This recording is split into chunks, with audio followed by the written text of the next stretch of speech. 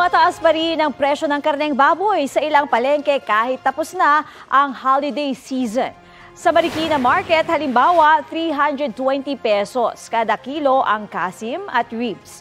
380 pesos naman ang liempo. Ang ilang seafood naman, bumaba na ang presyo.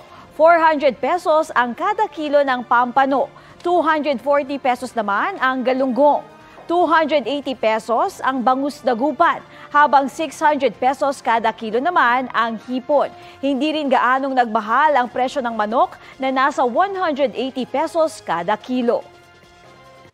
Kapuso, para sa mga maiinit na balita, mag-subscribe sa GMA Integrated News sa YouTube.